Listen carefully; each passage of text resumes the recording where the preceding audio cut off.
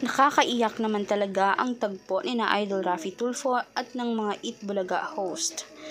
Talagang pasiklaban na ang pagtanggal sa kanila at nakumpirma na nga ito. Naiiyak nga silang lahat kahit si Miles Ocampo ay nadamay na sana rin nananalangin siya na bigyan pa ng isang tsansa.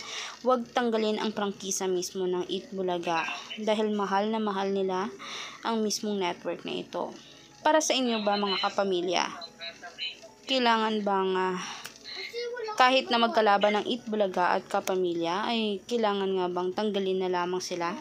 Ayon kay Idol Willie Revillame ay tuluyan na. Talaga namang marami din naman ang nadidismaya na wag naman sana dahil marami ang mawawala ng trabaho katulad na lamang ng nangyari noon sa ABS-CBN at ipinagtatanggol ng kani-kanilang artista.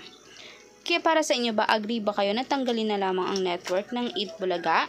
I-komento na.